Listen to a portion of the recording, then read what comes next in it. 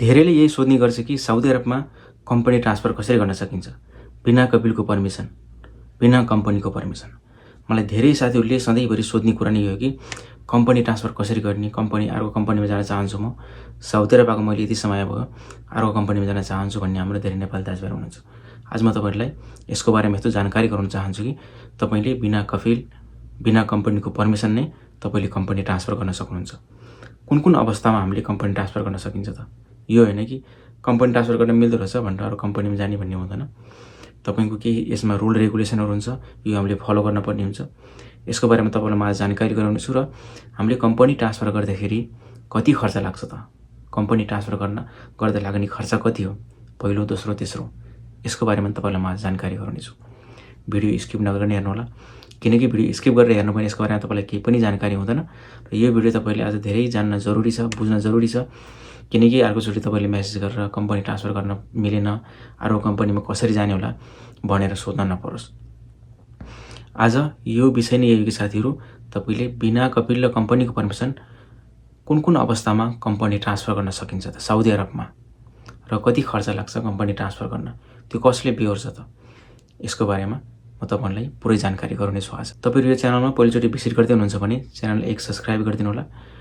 90% साथीहरूले सब्सक्राइब गर्दैन, भिडियो हेरेर मात्रै जानुहुन्छ। किनकि तपाईँहरूको एक सब्सक्राइबले गर्दा मलाई धेरै सपोर्ट मिल्नेछ, अरू पनि भिडियो बनाउने सपोर्ट मिल्नेछ। र साथीहरू, तपाईँले यदि भिडियो मन पऱ्यो भने भिडियोलाई एक लाइक पनि गरेर जानुहोला। हाम्रो धेरै नेपाली दाजुभाइहरू हुनुहुन्छ साउदी अरब आइसकेपछि तपाईँलाई थाहा छ पहिलोचोटि तपाईँहरू साउदी अरब आउँदाखेरि तपाईँलाई यसको बारेमा केही पनि थाहा हुँदैन र कम्पनीले जे भन्छ तपाईँहरू त्यही गर्दै जानुहुन्छ। म तपाईँहरूलाई आज यस्तो केही जानकारी गराउन चाहन्छु कि तपाईँको जब साउदी अरब आइसकेपछि तपाईँको क्युआमा अनलाइन कन्ट्याक्ट हुनुपर्छ। तपाईँको अनलाइन कन्ट्याक्ट भएन भने तपाईँलाई समस्या के पर्छ भने तपाईँलाई भोलि कपिल कम्पनीले कदापि केही भइहाल्यो भने पनि तपाईँले केस गर्न सक्दैन, केस लड्न सक्दैन, किनकि त्यसमा तपाईँको प्रमाण केही पनि हुँदैन।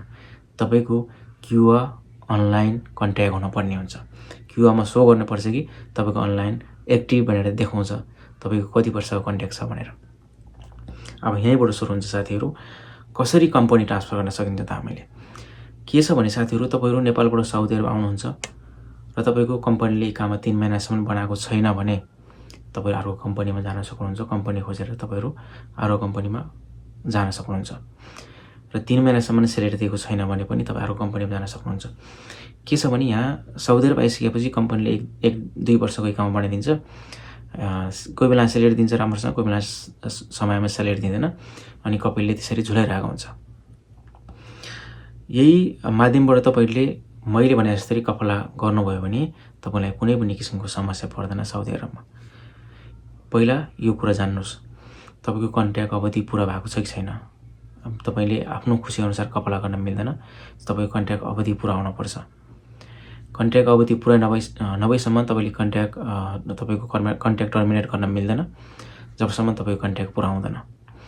र तपाईँले साउदी अरब आइसकेपछि या तपाईँको कम्पनीले या कफिलले इकामा बनाएन, 3 महिना भन्दा बढी तपाईँलाई सेलेरी दिएन, तपाईँको कम्पनीमा केस चलिरहेको छ, तपाईँको कफिल या तपाईँको कफिल जेल गएको छ, या तपाईँ कम्पनीमा केसर लागेको छ, जुन कम्पनीको केसर लागेको छ, तपाईँको कम्पनीले जुन साउदी सरकारको रुल छ त्यो फलो गरिरहेको छैन भने पनि यो अवस्थामा पनि कम्पनी ट्रान्सफर गर्न सकिन्छ साथीहरू है।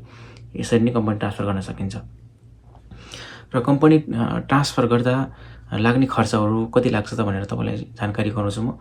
कम्पनी ट्रान्सफर गर्दाखेरि विशेष गरेर तपाईँको कम्पनीले नै बिहोर्न पर्ने हुन्छ। त्यो तपाईँको कम्पनीले नै बिहोर्छ तपाईँको कम्पनी ट्रान्सफर गर्दाखेरि।